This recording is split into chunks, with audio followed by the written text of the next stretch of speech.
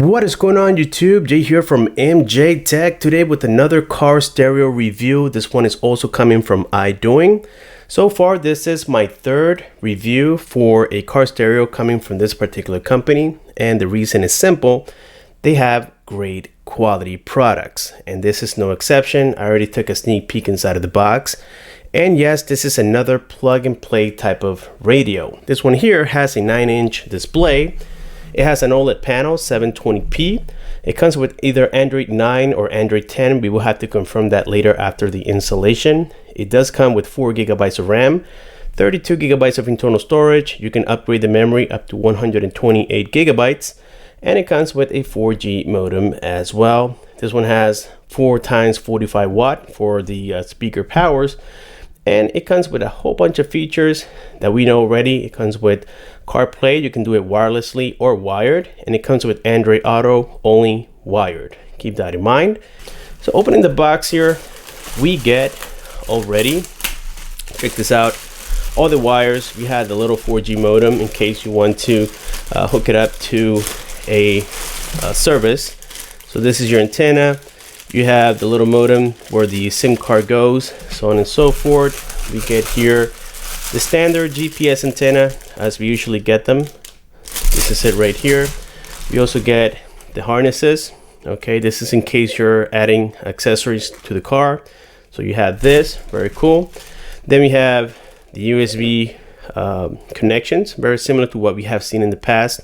We have here what appears to be a Wi-Fi wire, the brake wire. Usually this is for Android Auto, and then we have the 3.5mm headphone jack here for the microphone. Now this car, okay, this is the interesting part about this unit, is that, check this out guys, with this car there's a little cubby hole right underneath the existing radio. So you have the radio like up here, and then you have your AC controls, and then underneath that there's a cubby hole. Well, those AC controls, you're gonna have to move them a little lower to this right here. So apparently they come off the bezel.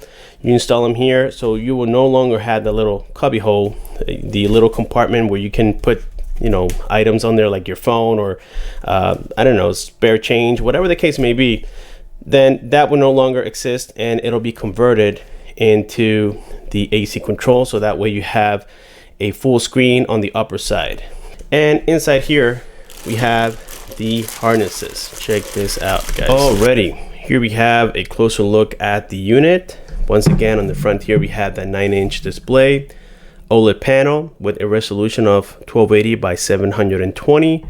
We get already a built-in mic. Now I would recommend getting the external microphone installed, as it sounds a lot better. This is actually you know, better build than I anticipated. It's actually quite heavy, and again, it is much better than what the factory radio is offering my niece. So without further ado, let's jump to that Mitsubishi Lancer and get this started. Alrighty guys, so this is the car that we're going to be working on today, the Mitsubishi Lancer 2006. This is my niece's first car, so it is a great time to upgrade her radio. She is super excited. This car here, it's in pretty good condition for the year, and you can tell right here, this is the old radio. That's the new radio inside of the box. We will need a Phillips screwdriver. In my case, I have one that it is electric. Some pry opening tools.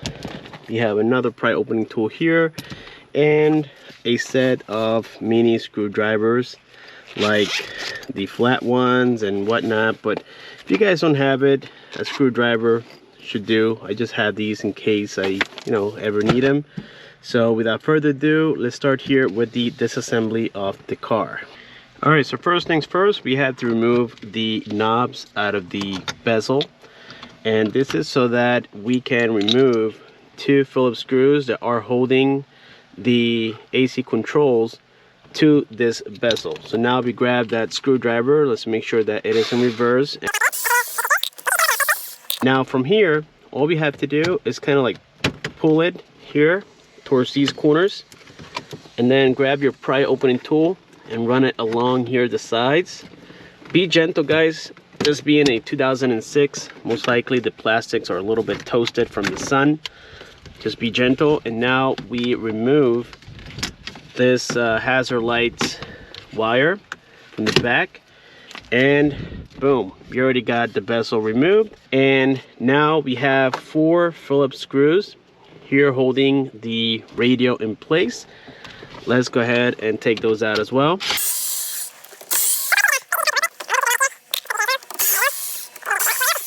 And boom, let's go ahead and pull out the factory radio. Once again, just be gentle to it. Let's remove the antenna, the factory antenna. We only have here one harness, and then this other wire is connected to the factory harness. Alrighty guys, so I went ahead and removed this lower cubby hole that I mentioned before. All you have to do really is just remove these 2 Phillips screws. For that I used the same screwdriver. Luckily mine folds. And this is the bezel. As you can tell, it doesn't come with a clip, so again you're gonna have to transfer these clips into this. And if you guys look closely here, they are exactly the same size, which means that this is going to clip on here like this. But before we get to this part, we have to remove 2 links that are connected here to the AC. You can see one right here, and we have another one right here. There's a blue and there's a black. We have to press them in with pliers. You can see they come with clips, and then with one of these small flat drivers, we're gonna go right underneath this metal right here and pry them out. The mechanism on this car is actually quite basic, but I won't lie to you, it was a little hard to get this out just because of the limited space that you have inside here. Now our next step here is to take out these harnesses, which should be quite simple to do. And voila, these are the AC controls. So this will get installed on like this. If you guys look closer here, it fits perfectly well. Okay, very cool. So before we actually bolt this on here, we had to move all these connections and whatnot towards the lower side of it, like so. Alrighty guys, so we did some progress on here. We got the AC controls installed towards the bottom side with that new bezel that came with this particular radio. And I have to admit, it was not easy. I won't lie to you. I had to cut after, you know, just looking at it and trying to get it to fit. I had to cut a piece of metal from the lower bracket, which is this one right here, so that I could get this to fit right in. And now everything is good to go. Our next step here is to add these decals on here. It wasn't easy, but it is definitely doable, guys. So I went ahead and ran here the microphone through the pillar. Very easy to do. I removed this gasket here and I ran the wire. I went underneath the steering column and I got it out here. So if you look, this is the harness that gets connected to the radio, the 3.5mm headphone jack for the microphone. And now we are here all set to start connecting the harness. Now this vehicle came from this company with 2 harnesses. Okay, so this is one of them, and this is for the IX model or the LX model. I don't know which one it is, but there's 2 models. And this harness right here is not for this particular vehicle. It is a little bit different. The one that works with this vehicle is this one here, which again comes already included inside of the box. Now if you look here, there is a ground wire that we have to connect here to the chassis, which is this 10mm bolt. That's perfect for a ground. And so I grabbed here my 10mm socket with the extension and my little impact drill here. And so now all we do is place this on the back. If you look, there's like a little opening here on this ground wire, and it goes here on the thread of the screw. Now we tighten this bolt once again, and boom, now we have a solid ground on there. You have to have that hooked up to a ground, otherwise your radio will not turn on. Now this here, I don't know what this is for, honestly. I don't see anything that connects to this on this particular vehicle. I did test the radio without it and it works just fine, and I'm referring to this one here with the two wires, which is a black and a pink. I'm assuming this is for another model vehicle. So now all we do here is grab the vehicle's harness and then just plug this on here. Boom, and we are all set to go. Our next thing to install here will be the GPS wire. Great news, guys, I found the USB port. If you guys look, like I said before, there's a little opening between this middle console and the lower bezel here for the AC controls. There's like about maybe that much of an opening. I ran the USB underneath, which is the single one, and it gets connected back here. If you look, that's the USB. This is the purple one, that's the single one. We have another one here, which is the double one. This is only for charging purposes. It doesn't connect wirelessly, or mean wired, to CarPlay. And we got here the microphone connected, which is this one here. We got the main harness connected, which is this one here. We had the GPS and the FM AM antenna wire connected. With this car, you don't need an adapter, which is great. We transfer the clips here for the bezel from the old radio, and now here for the final part, all we have to do is simply clip it on here like so. Check that out, guys. It fits perfectly well on there. Now let's go ahead and insert the keys on here. If you guys can observe, I have a big mess, and let's see if it starts. There we go. And so right now we have it connected. So this is the USB that I was mentioning before. You can see right here the message. It says CarPlay, and we are currently connected on here. Alrighty, guys, so I am super excited that this radio came out to be actually quite nice. As we can observe right here, everything literally just plugged in, with the exception that we had a little bit of difficulty here with the AC controls. As I explained before, we had to cut a little piece of the bracket from the vehicle on the left side, so that way the whole AC control went right in, and it did. Everything's working great. Right now I have it off, but if you flick this, you can see that the AC light came on. Okay, everything's working great when it comes to the AC. I don't have any complaints, and when it comes to the radio, is even better.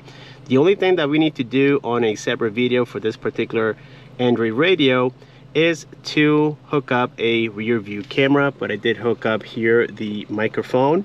So anyways, this is the user interface here of the radio. If you go here into device, I believe that one of them is for, hold on, let's see, the system, devices info, and that's the devices info right there, about device. Let's see what it says on here.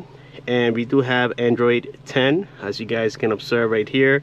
I told you guys on the unboxing that I wasn't sure if it was Android 9 or Android 10, but yes, it is Android 10, which is not too outdated in my opinion. Everything else here is just basic. We got user, factory. This you need a code. I don't have it yet, but if I do find it, it'll be down in the description, so make sure that you guys check it out. We got here general, and on general you can actually change here the lights for these soft touch keys for when you turn on your lights, so that it matches here with the speedometer and whatnot. You can change those as well, which is really nice. And again, this is a very similar radio to what we already saw on the Honda. You can see the interface is actually quite similar. It comes with Chrome. We get also the Play Store on here, so all you have to do is provide internet to it. You can do the hotspot, you can do the 4G, you can have an actual SIM card on here so that you have service all the time. And here we can see the wire. So let's say I go into CarLink 2.0, which is the application that you will use to connect to CarPlay and Android Auto. If I plug it in, I have my Bluetooth turned off here on my smartphone. As you guys can tell, I don't have any Bluetooth whatsoever.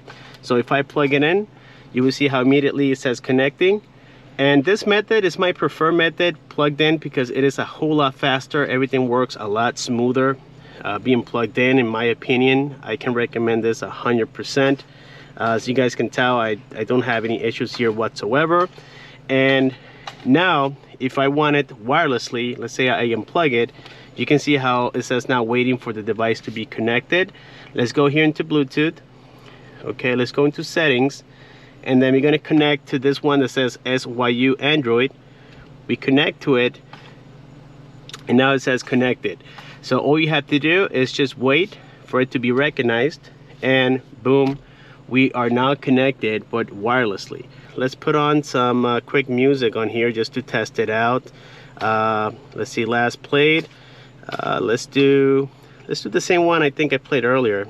Okay, and if I press here on the power key slightly, okay,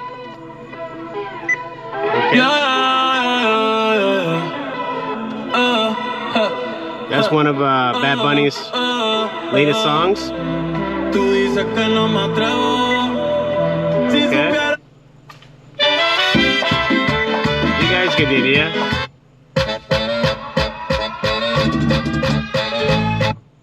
And it actually sounds quite good. I have to say that even though these are the factory speakers, this thing sounds very, very nice.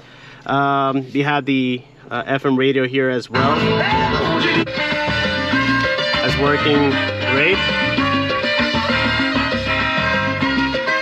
Okay, and that's pretty much it, guys. So there we have it here for the unboxing, installation, and quick overview of this Android radio from iDoing.